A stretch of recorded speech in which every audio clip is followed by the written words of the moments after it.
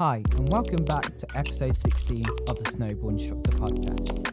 This week we have Fraser, the owner of Watch and Ride and a CASI evaluator based in Big White, British Columbia. We talk about creating a program online based for snowboarding, alongside growing up in Scotland to only move to Canada. Alongside this, we have a sponsor for this episode.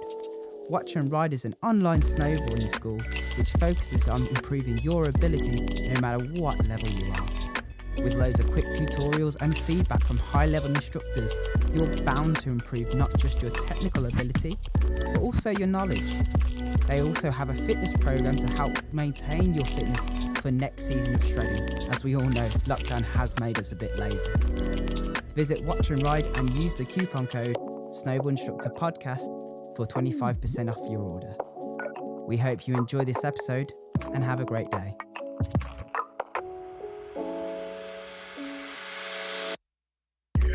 Yeah, mate, thanks for coming on. It's great to have you on.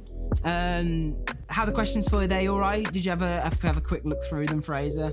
Oh yeah, dude. Yeah, that's all good. I had a quick flick through, and yeah, I always find with these things, it's always just natural conversation. It just ends up rolling through, coming out. So yeah, all good. Definitely. You would actually love I literally just interviewed at noon today where we are.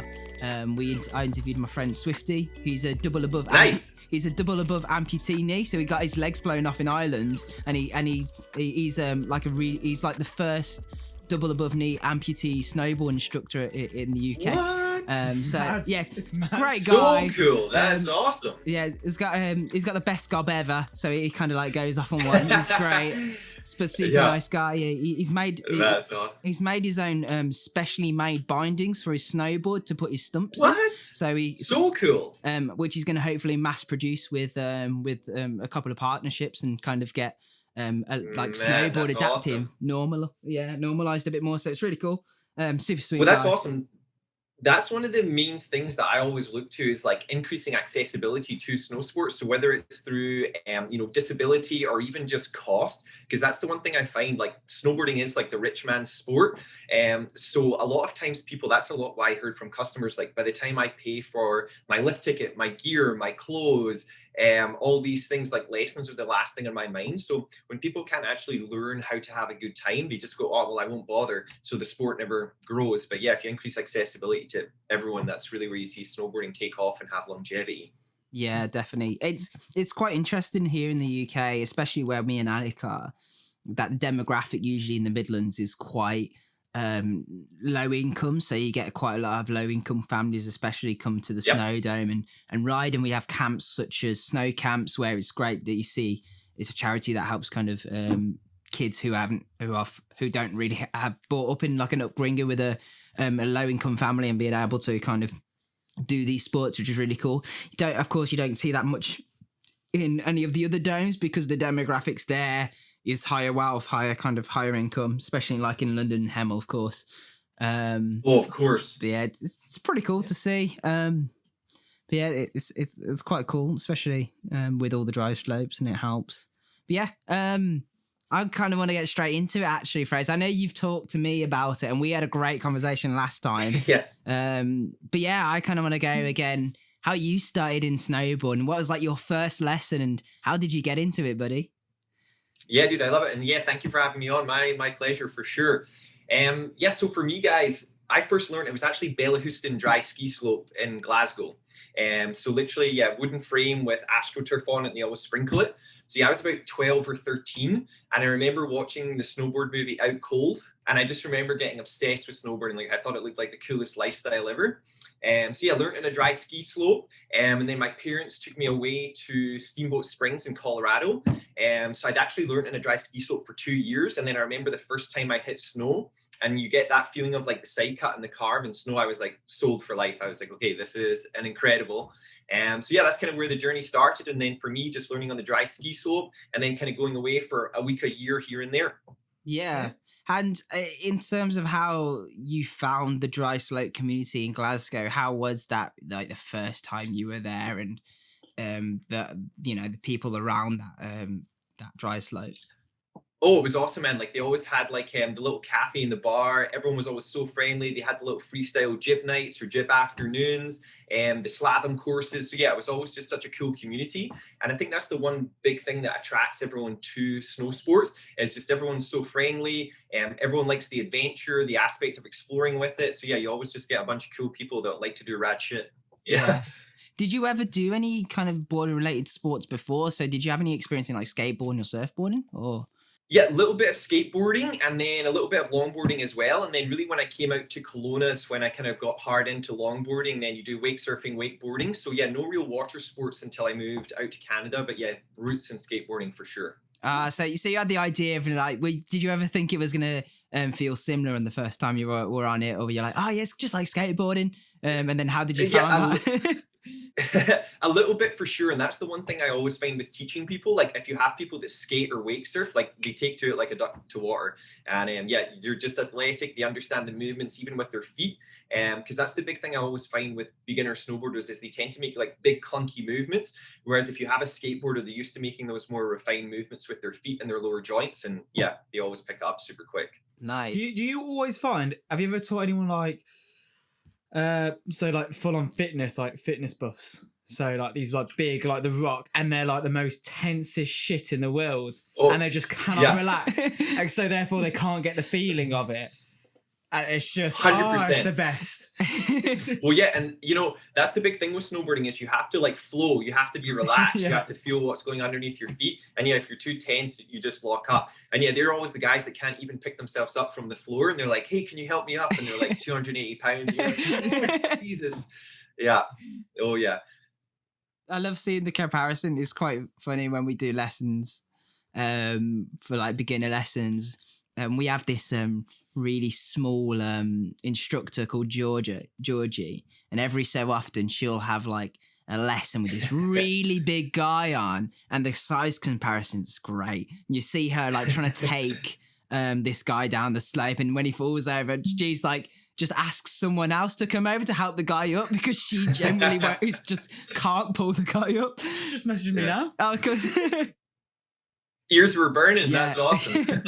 but yeah, it's quite funny seeing like the size comparison, like the idea of that. But yeah, kind of going from the dry slope itself. When did you kind of start to really think about, oh, I could kind of go away on a trip and like really kind of hone my skills in? Yeah. I love it. So it was actually between first and second year of university. I went away to New Zealand and got my kind of NZSIA level 1 down there. So it was kind of like a 6 to 8 week course.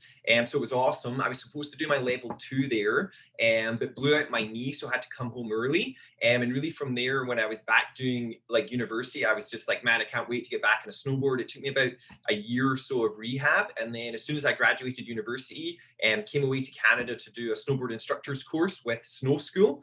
And so it was one of those 12-week instructor training programs. So got my level 1, my level 2, and my freestyle qualification. And then they invited me back the next year to instruct there. So it was just a wonderful lining up of the universe for sure. And which resort was that Big White. at? So Big White, yeah, it was actually funny. Like I always find no one in the UK had ever heard of like Big White, the Okanagan, Kelowna. And even for me, I was like, where the heck is this place? Because I was looking between Big White and Banff, I think it was. And then, yeah, for some reason, Big White just felt good. And yeah, ended up picking it and kind of showed up with no expectation. And it was just amazing because even Big White back then, that was like 10 years ago. It was this like sleepy little mountain town. No one had heard of it. No lift lines, amazing champagne pow. So yeah, it was a wonderful place to first start that instructor journey. And going like straight into the Canada and the idea of the snow there, what was your first kind of opinion and your first like reaction to Canada itself? Oh man, I just fell in love with it. Like, growing up in the UK, you're on basically a little pressure cooker island. It's concrete jungle in Glasgow, everything like that. Even for me going up north, it was usually 4 hours in a car to go and ski in horizontal range. So for me, when you're living on the side of a ski run with amazing powder, you walk out your door, you can go snowboarding. The lifestyle was just incredible. And yeah, those 12 weeks, I just fell in love with Canada, Big White. And yeah, couldn't wait to come back when I went home for that summer. And yeah, just living the life now. It's amazing out here. So what did you kind of draw towards instructing anyway? Like, was that just kind of a thing that you just saw more of like an experience, and you didn't really think about actually being an instructor, or did you actually have the drive to first off to do it, or? Oh yeah, man. To be honest, it goes back to that Out Cold movie. Like, I saw that guy when I was like 13. He was like teaching all day, partying at night, and yeah, I just thought it was like living the life. So I'd always want to be an instructor, and then even I was at a rugby school when I was younger, so used to like coach rugby, things like that too. So just always kind of gravitated towards the coaching side of sports. And then especially after my experience in New Zealand, that really gave me the bug for teaching and the technique or the science of snowboarding. And that was a really big thing that drew me to snowboard instructing, is because like there's so many layers to the instructing or the skills behind snowboarding. That's the way I looked at it, was like, if you can have someone, even if they've been riding for like 5, 10, 15 years, you can give them 1 or 2 little pointers and it completely changes their experience and how they have fun on the mountain. So that was really for me, is okay, how can I start to give people these like awesome little tidbits that can completely change their experience, and then they can become lifelong snowboarders or just have a better experience all around. Oh, that's nice. Quick question, actually. Where did you play in rugby? Like, what position was you? Were you? Fly half and fullback. Class. I was blindside flanker, and you were scrum half and winger. Yeah. Yeah, I love it. That's awesome. Skinny guy that runs really fast. Yeah, yeah. Yeah, me and I. But that's the thing, like even a sport like rugby, like the endurance aspect, I always find rugby players end up being good snowboarders, good endurance, good strength, good body awareness, and yeah, usually like can have an athletic stance out the gate, so sets them up for success for sure. Yeah, me and Ali used to play rugby at our local town here, and it was really cool. Actually, we did enjoy it, and we still keep in touch with some of those guys actually. Yeah, man, it's quite cool. I mean, do we give any of our friends snowboard lessons? I mean, we saw it was Jack, wasn't it? One of our old rugby friends who did it before. I don't know. He's doing all right. But I feel like if we did teach them, they're going to be competent out the gate, because getting hit around by big guys to then falling over on sort of softish snow. Yeah, I think that'll be all right for them. Yeah, like psychological aspects will be non-existent for rugby players. Yeah. So yeah, cool. So let's carry on in terms of when you did your kind of exams. Then did you kind of do a lot of seasons in Canada first, and before you start to really think about higher qualifications? And was that yeah, great question, dude. So it was actually my first year back working as an instructor. I basically just trained my ass off that season, and then I got my level 3 kind of first time out, first season working as an instructor. Because when I did that snow school program, I just looked up so much to the instructors that were training us, and I was like, man, this is the best job ever. You get to like ride for 6 hours a day, 5 days a week, with like high quality riders, and you can really get into the meat of the tuition, and you can ride hard, you can ride fast. So that was the thing that really pushed me towards the kind of instructor training side, and was just really to get with people that loved the science aspect of snowboarding. You could ride hard with them all day. So yeah, that was a big push for me. Straight out of the gates was, okay, how do I get my instructor training certs so I can start training these gap programs? And did you kind of just stay at Big White, or did you kind of move around different resorts to teach? Yeah, great question, man. So for me, it was Big White mostly. And then when I got my evaluator cert, started to travel around different resorts to do like the CASI level 1 and 2s. And then I also did a season at Sun Peaks too, coaching out there. So filmed one of the products out there for Watch and Ride, and then also helped their ski school too. So it was wonderful to get to work with the gap programs there as well. Ah, nice. What was like the difference between those two resorts that you taught at? Massive difference, not much? Do you like one more than the other? Big White is flat.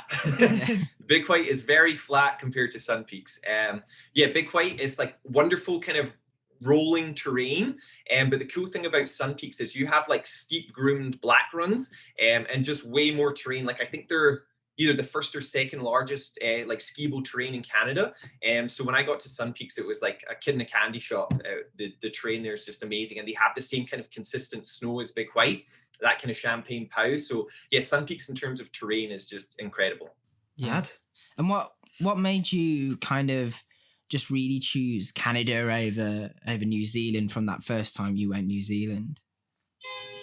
That's a great question, man. So for me, I don't know. It was just Canada felt right to me. And then after I finished my first season working here, I had some friends that were like, man, we're staying in Kelowna for the summer. It's supposed to be awesome. It's like 35, 40 degrees. They've got wake surfing. And then really when I stayed for that first summer, it was like, man, I love Kelowna. I love the lifestyle here. And the one thing for me, I had a lot of friends that were doing like back-to-back winters.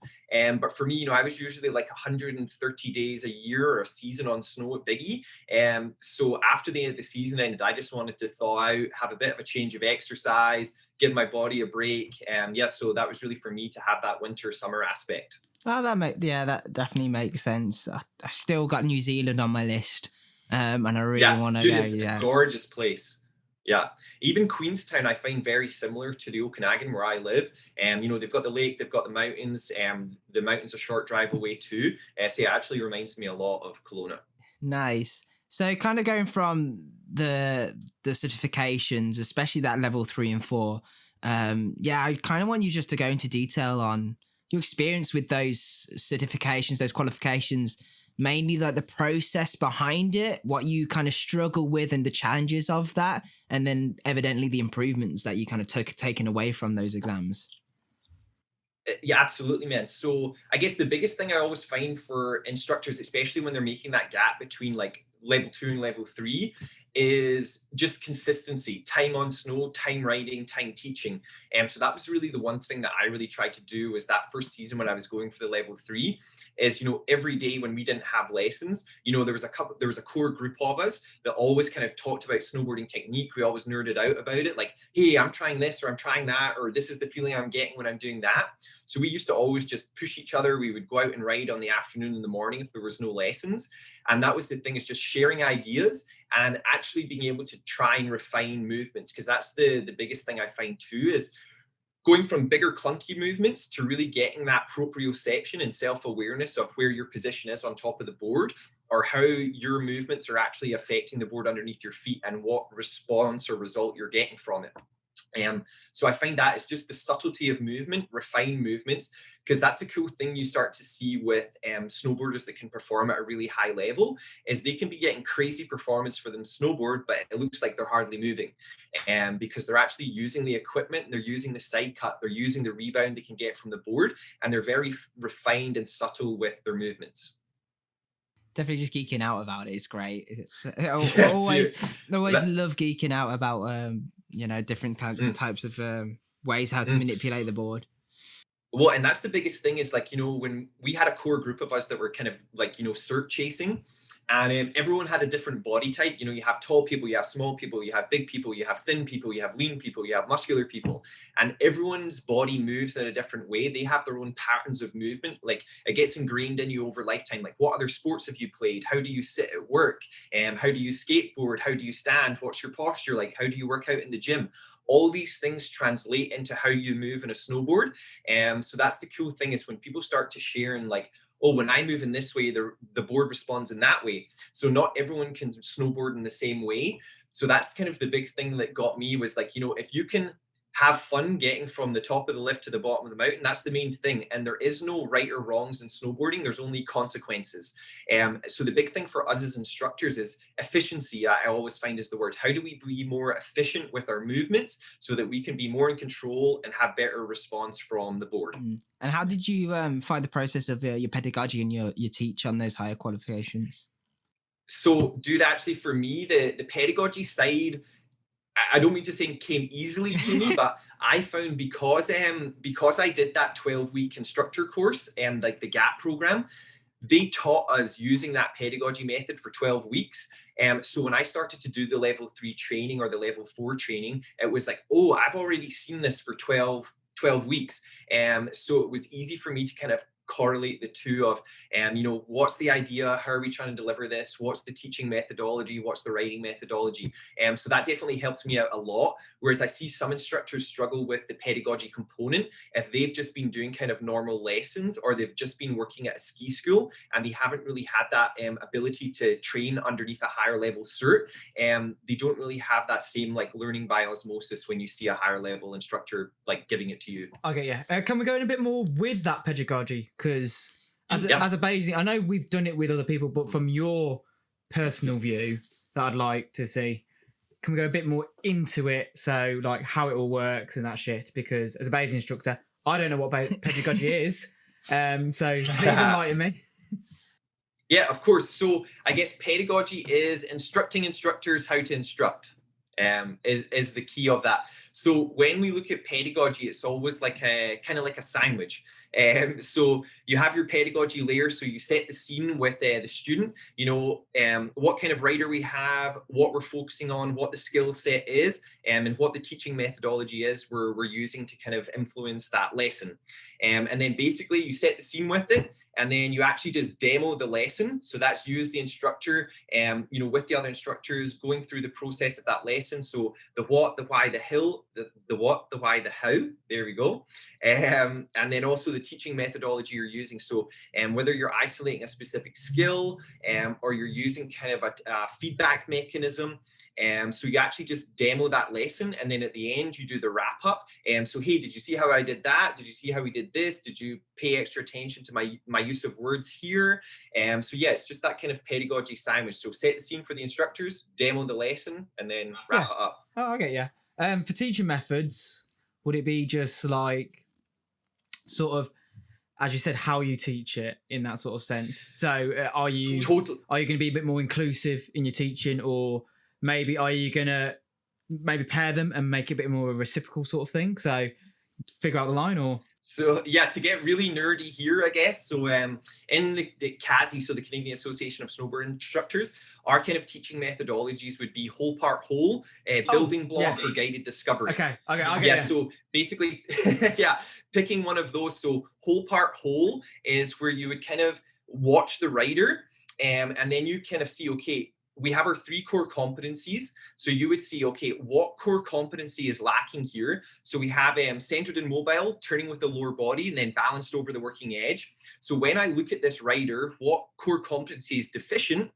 And then what skill can I pick to help improve that core competency? So in CASI, we have the 5 skills of snowboarding. So you pick that skill that most relates to the core competency, and you give them a tactic to develop that skill, which will improve the overall core competency. So you watch them as a whole, you pick out the part, you improve that part, and then you put it back into their writing. Whole, part, whole.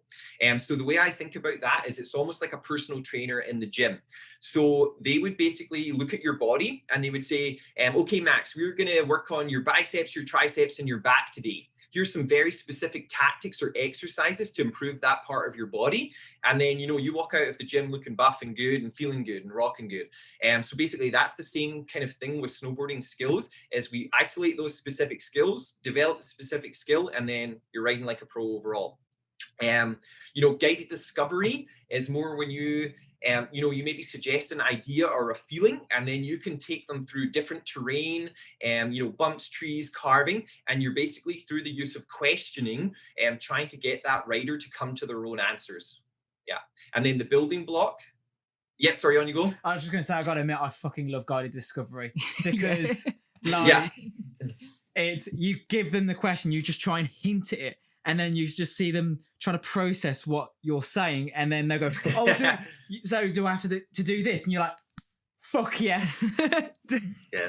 And it's like the best thing when they tell you the answer, and then you work around, and you can sort of kind of, there's not one definitive thing with it. You can sort of, maybe branch out to that question and work your way forward. Yeah. Sorry, going on to building blocks. No, I love it, man. Oh, and that's the thing is, there is no right or wrongs, only consequences. So that's the thing, when you can help someone feel what they're doing, that's really when you become better and better and better. Because when snowboarders can start to self-analyze or self-feel, that's when you really see a jump in the technique that they can take, because they don't need so much that, direct or immediate feedback from an external party, and they start to feel it internally for sure. But yeah, so building block, it's basically, so freestyle would be the easiest example of it. So, helping someone do things in small little bite-sized chunks, so you keep the consequences low, and then you start to gradually increase their confidence box as well. So, working someone into like a 180. So you could get them to pop across the fall line. You then get them to slide the 180 across the fall line. You get them to pop the 180 across the fall line, and then you get them to pop the 180 down the fall line or off a jump. So just like small incremental improvements or building blocks to get them to feel more comfortable with reduced consequences. Would you say the same for that with the CASI quicks? Is it quick ride? Quick ride system. Quick ride. Because basically you're doing chaining or building blocks Yeah. to learning a person how to turn on a snowboard. Absolutely, man. So that's usually the thing is, great differentiator there. So CASI does have the quick ride system. So that's very much building blocks. So never seen a snowboard before to turning. And then what you do then is once that rider has a base level of knowledge or skill, that's when you can really start to use these other teaching methodologies like whole part whole and guided discovery. Because sometimes you can overload someone too quickly if they don't have that base knowledge or kind of base proprioception on top of the snowboard. Yeah, and you would also say you're going from when you're doing sort of chaining with the quick ride system. So yeah, you got it. You're sort of very commanding in your telling them what to do, and then when, as you said, they've got the feel for it, then we can go into sort of, how does this feel? What does that feel like, etc. If that makes sense. Yeah. Yes, absolutely. And you can even ask those questions to novice snowboarders, because that's the one thing I find good instructors always do is they ask good questions to help that rider start to get the gears turning. And then it's awesome even in those beginner snowboarders when you start to see the light bulbs pop off, because the more you can use those questions to help guide the internal discovery or the internal feelings, that's how you'll see them improve quickly. It makes sense. Cool, man. Let's go on to let's say you've just done your level 4 Fraser. Was there any other like little qualifications you did alongside that? So like your freestyle, did you have a go at your adaptive? Did you do your ski qualification? And how did that kind of help? Great question, man. So for me, man, so I have my CASI level 3, my evaluators level 2, my freestyle cert, and my freestyle evaluator cert. So I've just done the level 4 course, so hoping to do that one at the end of the season here.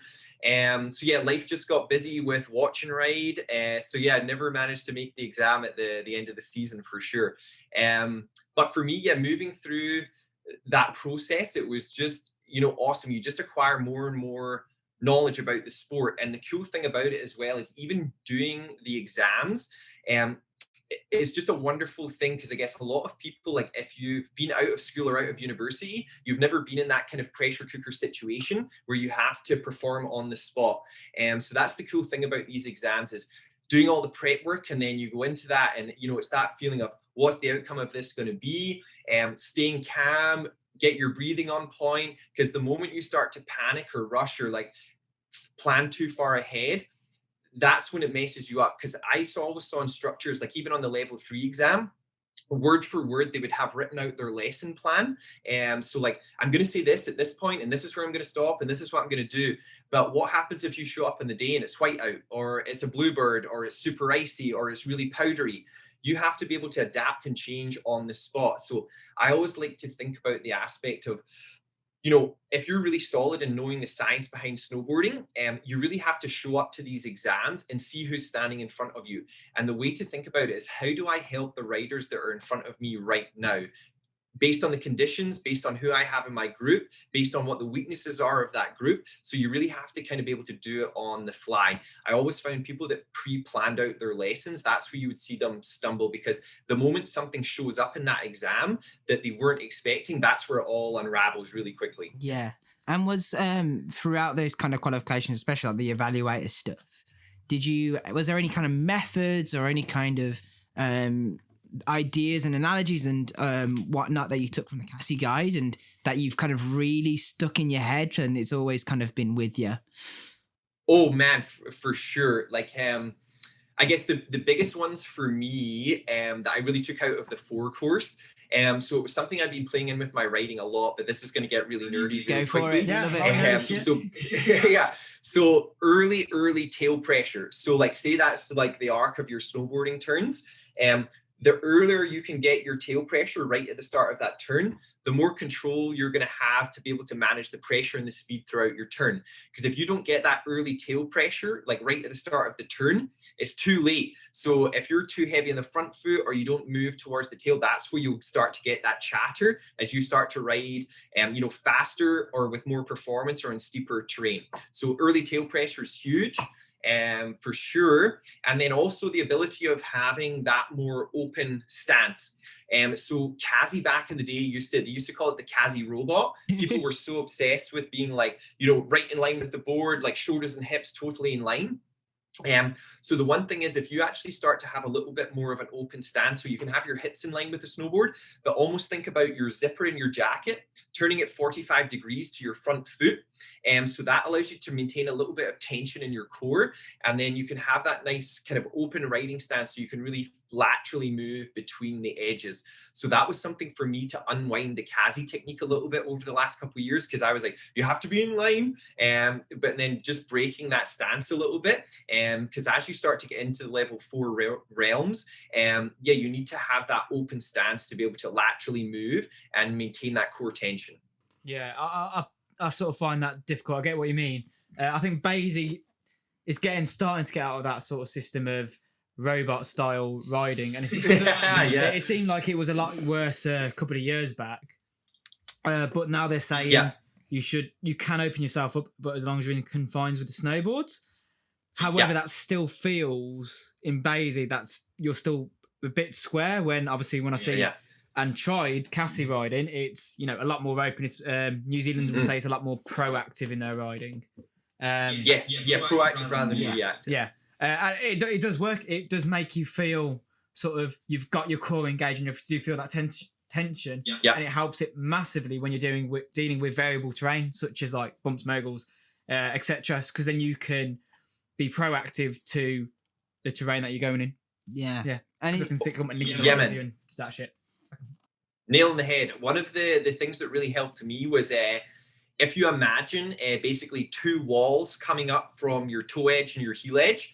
So that's the box that you can move your hips laterally in between, or you keep your shoulders within that. Because if you're too open and you're breaking out of the walls, that's when you're too open. But if you imagine these two walls, because I always find as well, one of the things people do is when they actually start to get the feeling of moving their hips laterally, from heel edge to toe edge, and they're moving through the center of the board. Sometimes what they'll end up doing is they'll overcommit their hips to one edge, and then it makes a huge movement back to the other edge. So once you start to get that refined movement and moving that kind of center of mass in between the walls, and keeping your shoulders in there, you usually end up with a nice little riding stance for sure, where you can adapt and react and be proactive. Yeah, it helps a lot easier. Open yourself up, because I always had a problem when I did my level 2 on variable terrain. Like sort of as I go onto my toe edge turn, I'd break at the waist, and then obviously that's not my posture. Therefore, it's going to make me harder to steer with my feet and my knees and shit. So by opening my shoulders up, bang, not breaking at the waist, man, can turn that a lot easier. Wait, shit, got it, feel it, got the flow down, solid. Yeah. I love it. Yeah, dude, I've actually struggled with the same thing. For me, steeper terrain or kind of bumps and moguls, I have the tendency sometimes, or I would like to say used to have the tendency, to tip those shoulders into the toe side turn rather than projecting the center of mass. And that's the thing, as soon as you have that little bit of a break, or if you're tipped over too far to the inside of that turn and you need to make that quick heel side turn, you need a long way to move back to that heel edge. Or even still, if the shoulders are tipped and they're not balanced over that edge and you get bucked or something, that's when you get that like edge slip underneath you. Yeah, kind of, speaking about, what you find tricky itself, because everyone has their own kind of, essentially stuff to improve on more than anything. Fraser, like, just to kind of speak to the audience and really kind of, like one of the instances, of course, was the idea of breaking at the waist. But did you find anything other, as you were kind of going through the system, like other kind of techniques that you found quite tricky, whether that's to do with, of course, your previous injuries that you had that kind of affected that, or like different types of terrain that you're not used to? Yeah, I guess one of the trickiest things for me was the timing and the coordination of that early tail pressure, and knowing how much to move and where to move. So it was interesting. When I was first learning it, you know how you hear the term like fore, center, aft? So when I first started to do it, I was like really heavy on my front foot, moved through center, and then really heavy on my back foot. So it's just getting that refined timing coordination of, okay, if I can be centered and then aft at the start of that turn. So it was just learning more and more and getting the refined feel of the feedback you get from the board and just starting to play with that. And it's just something you develop over time from actual time on snow and consistency. Other things for me, yeah, I guess the big one was, and I'm still constantly working on that, is just that idea of rather than tipping into the turn, is projecting that center of mass into the turn. So, and the one thing I always say to students is, every day you snowboard is never the same. It depends on where your body's at that day, how you're feeling, what your energy levels are. You know, did you play a game of rugby the day before? Are you feeling stiff or tight? Did you do a big workout in the gym? So that's the thing. You have to meet your body where it's at every single day. So that's just the one thing for me is sometimes snowboarding will feel really easy. And then sometimes I'm like, man, I've fallen over like 100 times today. Like, what is happening to me here? But yeah, it's just, yeah, meeting your body where it's at and being accepting and understanding of that too. Yeah, because it's really easy. I always saw it in GAP program students or even myself is if you're struggling with a certain technique or you're getting chatter or something, it's so easy to start beating yourself up and be like, why can't I get this? Or man, I'm shit. My technique's not great. I'm not improving. But yeah, if you meet yourself where you're at, and sometimes you'll see riders, they'll hit this plateau and, you know, especially if you have them for 12 or 16 weeks and they'll be at that plateau for kind of 1 or 2 weeks. But if you can stick with that, and, you know, continually just meet yourself where you're at each day, you'll eventually break that plateau. And then, you know, within the next week, you'll see someone, there'll be huge improvements. Yeah, makes sense. And quick question as well before we kind of move on to the next section. Any kind of other examples or methods or ideas that you kind of really love to talk about? I know one of them was, of course, the walls analogy. Was there any of the little analogies that you liked and kind of stuck in? Or ones that you made yourself, mate? Yeah, I guess, Alec, the one for you is always, yeah, I guess that's the old CASI one is like drinks on shoulders. So yeah, imagine you have your 2 pints of beer. So if you're tipping into the turn, you're spilling it. Yeah, for me, I think the awesome ones is always teaching people more and more how to use their feet or their lower joints. So any of these sort of like, you know, twist the disc or open the jar, close the jar, these analogies to get people actually starting to use or rotate with their lower joints are always amazing. And I think the one thing for me as well is, and this is what I think good instructors do too, is whenever they have that student, they'll take the time to learn about the student's life and their interests, what they're passionate about, what other sports they play. And the good thing about an instructor is if they can listen to that student and then start to develop analogies related to that student's life, so other sports they play, you know, if they're big gamers, things like that, the more on the fly that you can pull out metaphors or analogies that wrap around that student's life to help them with that sort of turning technique. So for instance, if you have, you know, someone who DJs or something, you can say, hey man, so we're going to work on using our feet here, driving the snowboard with our feet. So we're going to twist our DJ decks underneath our bindings or whatever. But if you have a 12-year-old kid that games, you can be like, hey, so our bindings are our joysticks. So, you know, we're really going to twist the joysticks in our feet and we're going to imagine we're moving these joysticks with our feet. So it's just anything that you can relate to that student's life to help the analogy click in their brain. And sometimes you can try and give the student the same movement, but you just use a different analogy a couple times and then eventually it'll click. Because sometimes the first analogy you use won't land on the student, but the more you work with them and the more they start to develop that internal feel of the movement, and then you say one analogy and you'll see the light bulb moment happen for them. I love it, man. And kind of going on from the analogy itself, one thing I absolutely love, especially when I was watching some of the Watch and Ride tutorials, was your little sound effects of your absorption with the knees. It goes, love that sound. It's so good. Yeah, sound effects are always good. I can't disagree with that. Sound engineer. I'm a sound engineer, so sound effects is always like the best fucking thing. I'd my instructor who did my level 2. He was doing sound effects like when you go off a kicker, as you sort of flex to do the pop. You go, whoop, and it works every fucking time, and it's great. Yeah. And even when you're doing it in real life too, man, I always say little sound effects to myself whenever I'm riding. It helps. Yeah. Cool. I want to move on to Watch and Ride now, buddy. Yeah, let's kind of just hit off the block with the origins of Watch and Ride and where it kind of communicated from. I love it, man. Okay, so where to start? And so yeah, I've been running Watch and Ride for like five and a half years now, which has been awesome and good learning curve for sure. And so for me, really where the idea started was, yeah, like I said earlier, I was usually like, anywhere from 100 to 130 days a year on snow teaching. And from rugby, I had 3 shoulder reconstructions by the time I was 20 years old. So it was 6 years ago, basically towards the end of the season. I was just exhausted, was teaching like 7 days a week, full day lessons, and I'd done a trick I'd done 100 times, and I was basically just so exhausted I fell over and blew out my shoulder again. And I was like, man, if this was the start of the season, I would be screwed, like income gone. Season over. And at the time I had a marketing internship. So the company I was working with, they were doing a lot of stuff with like video backgrounds, digital learning, things like that. And I was always looking at like tennis and golf online tuition, like watching things on YouTube and stuff. So when I was sitting there in a sling, I was like, man, I teach the same lessons hundreds of times a season. If I can record these lessons, animate them and put it in an easily consumable package for people, and we could be on to a winner here. Because that was the thing for me, was really focusing Watch and Ride on kind of all mountain riding, trying to stay away from the freestyle portion of it. So really helping people ride trees, bumps, and steeps with ease, and really kind of improving that groomer or carving riding for sure. Because that was a lot of the thing I saw from the students I had was, really for me, my freestyle aspirations are, a 180 or a 360. I don't really have any interest in the park. So that was for me, okay, how do I bring a product to people that can help them with their overall all mountain riding? Makes sense. And where did the Watch and Ride come from? Was it just like, is she straight in the head? Oh, like a couple of ideas kind of thrown around you. Like, oh, I like that name. That's sick. Yeah.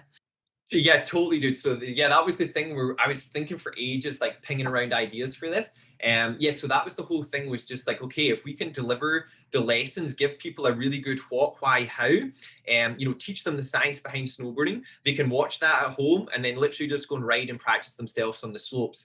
Because that was the big thing for me with Watch and Ride was, how do I increase accessibility to high quality teaching? So the way I started to look at the industry, or, feedback I had from clients, like we mentioned earlier, they were like, people were like, look, this lesson was awesome, but I can't afford to pay for another one. You're sometimes in Aspen, you're looking at, I think it was $990 US for a 6-hour private lesson.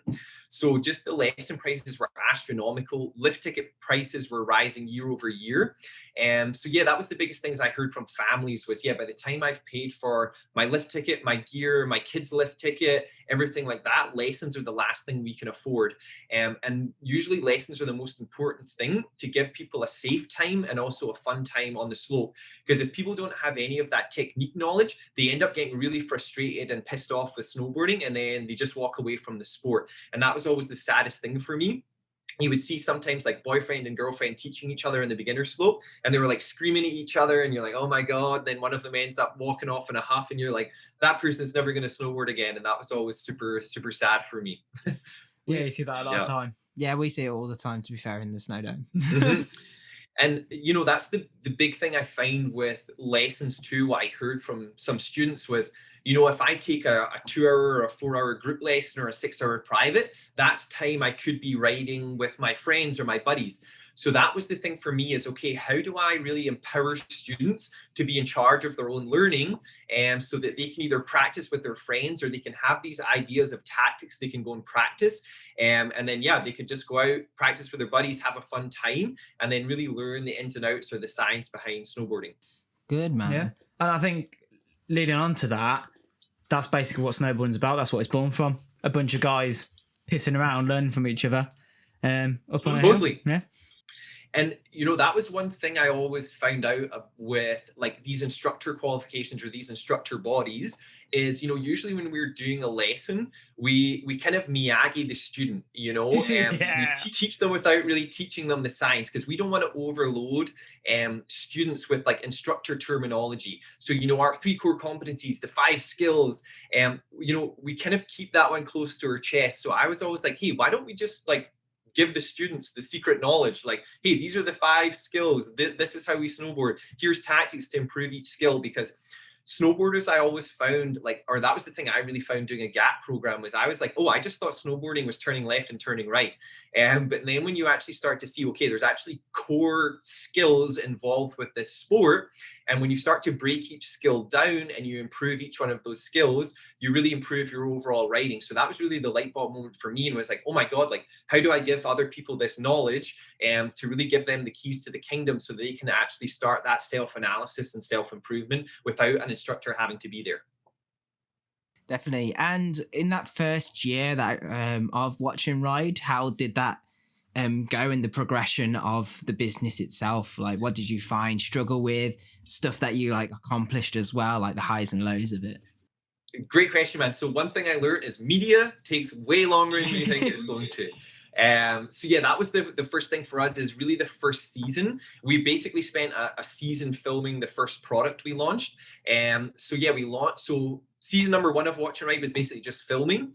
And then season number 2, we launched the Master the Mountain package. So, I was usually used to working with intermediate expert riders. So that Master the Mountain package was for people who, they were already turning. And it was really for those kind of beginner, intermediate, and experts to really teach them, the 5 how-tos of snowboarding, and then give them some tactics to really help improve. So I think the first year we got about, it was like 500 or 600 students.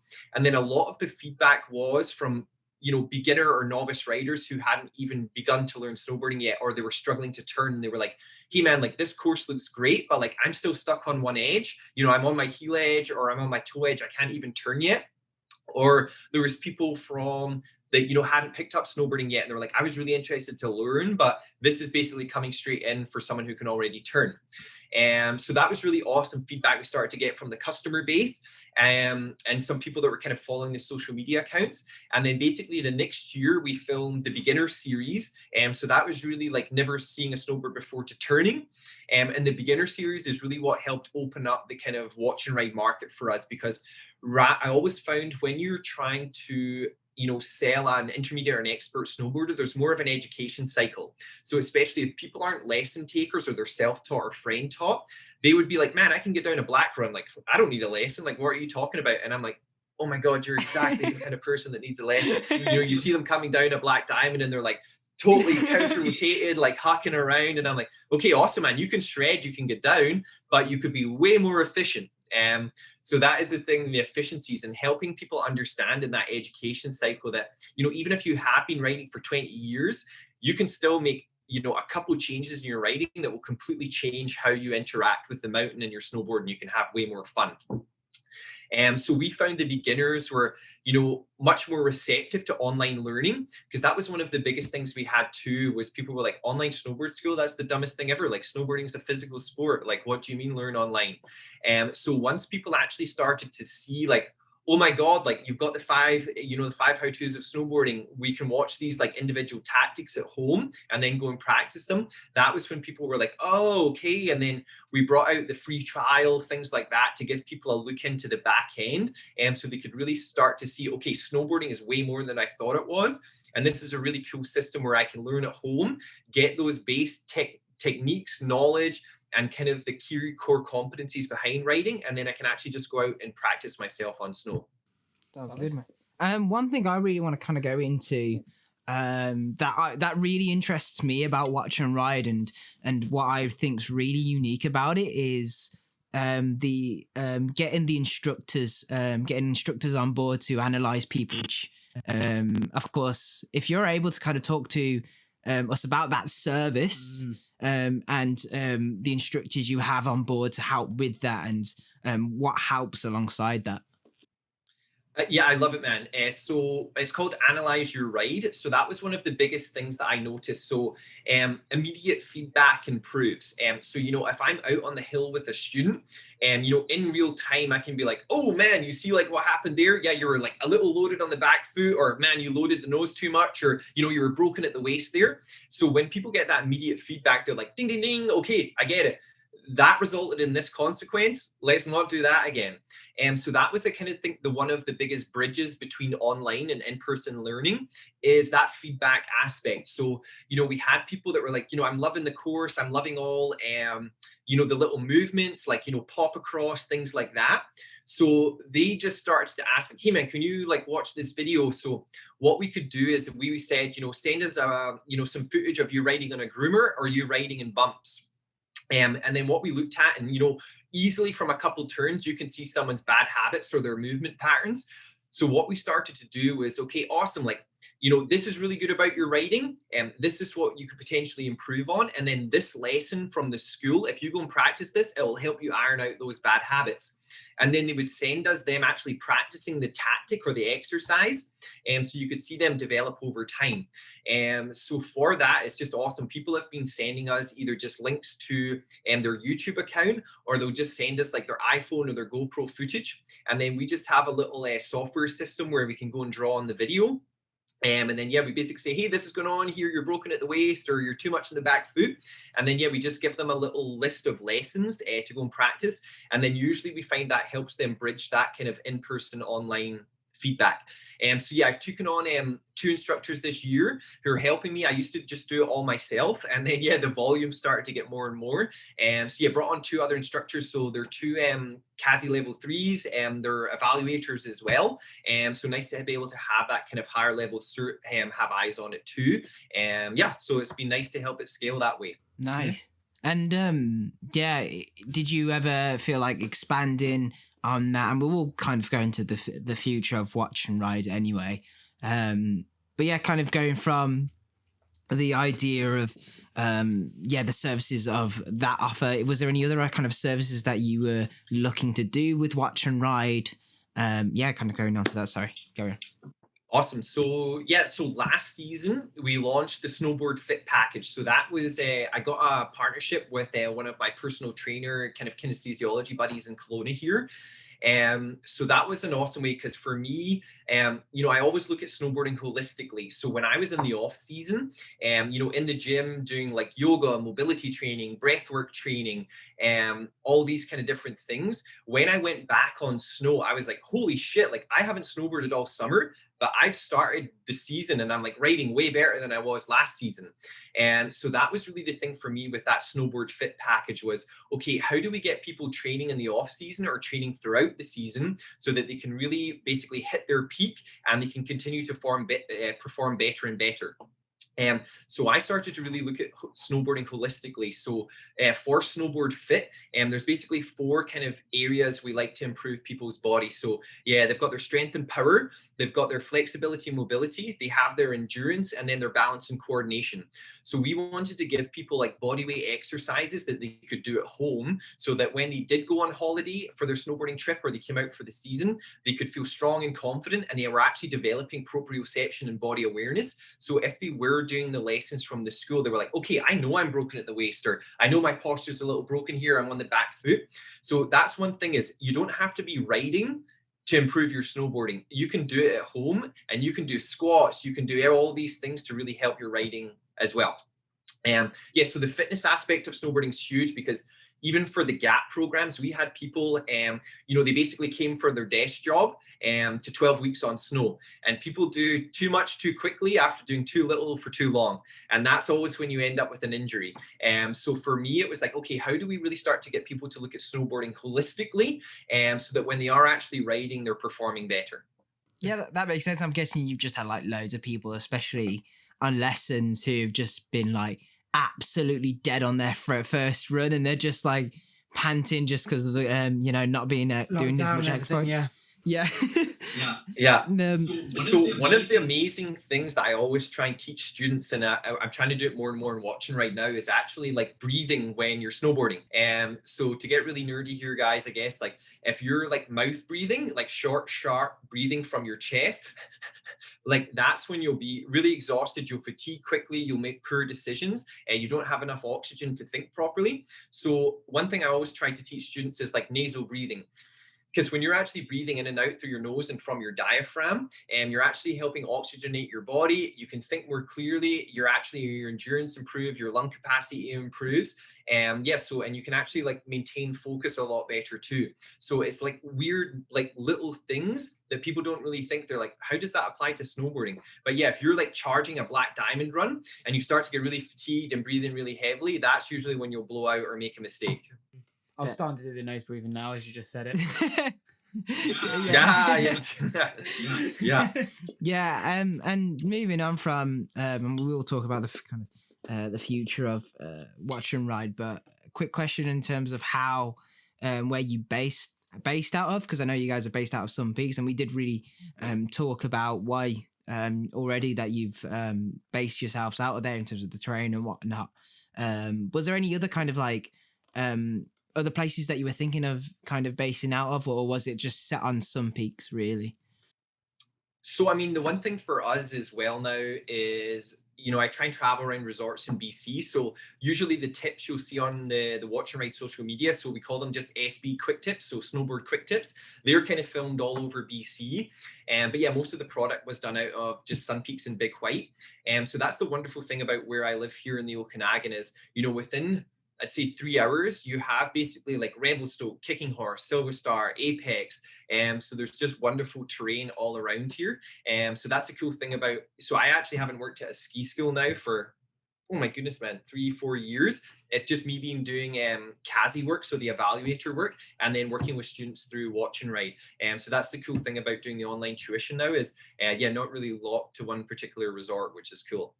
Yeah, because I do see like some from Big East, some from Sun Peaks, which is really cool. Yeah. How is I know you guys are based out in Sun Peaks, and how's the dichotomy with you and the resort at Sun Peaks?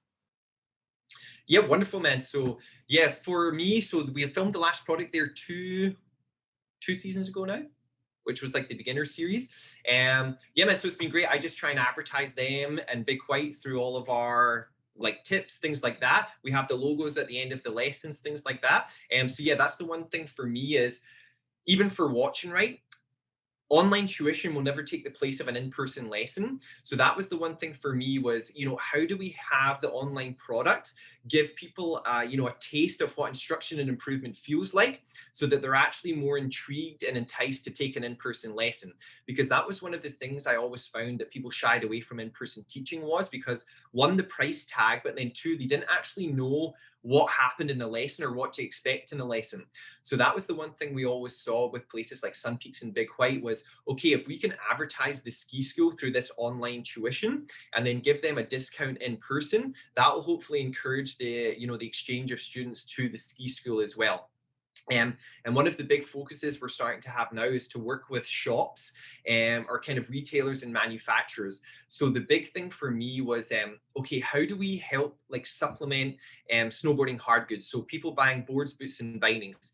Because one of the thing is, you're paying like, $800, $900 now for a snowboard in Canada.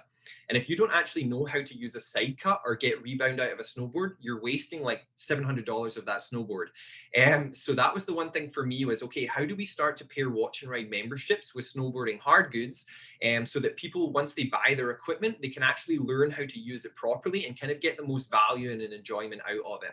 So that's really how we're looking at expanding now as well, is kind of working with more shops or retailers to kind of meet the snowboarding person when they first buy those goods. Yeah, that makes sense. And yeah, I kind of want to really have a couple more questions on the future of Watch and Ride. Like talk to us about where you kind of see it going in the next 5 years, and other like little tutorials that you're thinking of kind of going on and whatnot.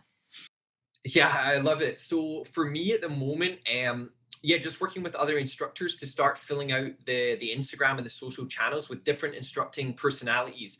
I always know people gravitate towards different personalities, different analogies, male, female. So that was really the thing for me, was I don't want people to get bored of hearing me talk or teach. And I know other instructors have amazing ideas, and I want to help them grow their instructor brand too. And so, starting to do more tips, or those quick tips with different instructors to kind of flush out different personalities. And then also for me, we've had a lot of requests from students. So we have our kind of flagship packages, the beginner series, Master the Mountain, and Snowboard Fit. So what we're looking at filming this season and next season is like bolt-on modules. So, a tree package, a mogul package and bumps package, a carving package, intro to freestyle, and things like that. So little bolt-on modules to support the flagship course. And then, of course, continue to give people just that free educational content, through the blog and through the social media as well. Sounds good. And have you ever thought of like doing like modules, of course, a bit more in depth in terms of maybe stuff like racing, getting like special coaches on board to help with that, or even maybe doing stuff like little training courses and online courses for instructors as well, and helping them go through those levels? Absolutely. So we're actually trying to cook up a border cross course at the moment. So that one's in the pipeline for sure. But yeah, I guess the one thing for me was, helping other instructors is amazing. I actually have a couple instructors, CASI instructors who've signed up for Watch and Ride. So it's been cool to communicate with them and do some feedback for them. But I think really for me, is leaving that up to like CASI for sure. That's their sweet spot, is like instructing instructors how to instruct. So for me, it's really working with the general population and helping them with their riding. And yeah, the odd instructor here and there. And then, yeah, still doing exams for CASI and things like that. So I definitely don't want to step on anyone's toes. Of course, mate. And any idea of like maybe going a bit more international, growing, or did you want to kind of keep it involved in Canada? Well, so the wonderful thing about Watch and Ride, so we actually have a ton of students in Australia and New Zealand. So I just switch over all my marketing in the summertime to the Southern Hemisphere. So yeah, we have students from, Australia, New Zealand, Russia, Japan, China. So yeah, it's actually been very international from the start. So yeah, that's just the continued thing for me is, okay, let's focus on growing that user base. So yeah, we're up over 7,000 students now, and that's a mixture of kind of the paid and free trial users. So yeah, just continue to grow that base, continue to talk to customers from all over the world in terms of, okay, how do you like to learn, or what content do you like to see, and really kind of cater to the needs of the users for sure.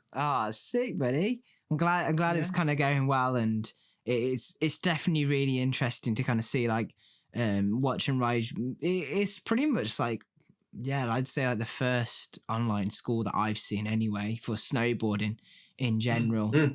But kind of thinking off like final thoughts. Any other questions you want to ask, Ella? I was just gonna say, do you have any sort of different interactions when you're dealing with international people? So do you, in a way, let's say you're doing the same task, and the person's doing the same, let's say breaking a waist, for example. Is there any sort of different response from how a Japanese person might think of it to, say, a Canadian? Great question, man. So I have a person on Fiverr who does like lesson translation too. So that's one thing we're actually working on, is like closed captions with subtitles for different languages. So that was the one thing, is the Japan users, like they were really popular for the analyze your ride thing. So that was one thing I noticed I had to do, was they sent me the videos. So I had to be a lot more visual in the start. So like drawing on them, and then almost like drawing little diagrams and stuff like that. And then actually hiring someone from Fiverr to help translate like the little lesson plan I would give them back. So that was definitely an interesting thing I didn't anticipate, but I had to kind of pivot and move quick to be like, okay, man, I need to get like translators in here and things like that. Yeah, that seems interesting, because it's like completely different cultures, completely different things international. It's very interesting to figure out how you like work around that in your business and just go through. Well, and one of the things of where we looked at the actual lessons too was like, okay, how do we really use the animations to beef up the what, the why, and the how? And I think that's what's really helping bridge the gap between like in-person learning and online learning, is rather than just someone like listening and watching a video, and when we can really highlight the points or the movement with the animation, I think that's what's kind of been the one thing that's helped the kind of online learning take off a little bit, for sure. Nice. And final thoughts then, Fraser. In your opinion, what makes a great snowboard instructor? Ooh, good question. Um, Empathy and stoke. Like, to be really positive and encouraging for students is awesome. Like, that's what they need. Students can get frustrated, they can get upset, and it's always your job to keep the stoke high, keep them motivated, keep them involved, and use things like their analogies, relate to their life, and really be empathetic to understand where they're coming from and what's going on in their life right now, and how you can relate their life to snowboarding and make those connections.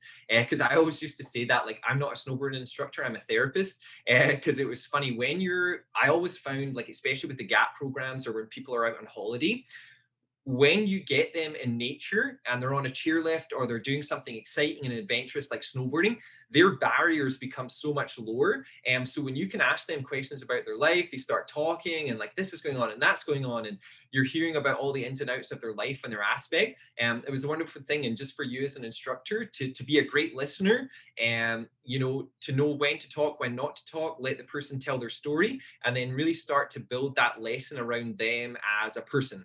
And so you're catering to their personality individually.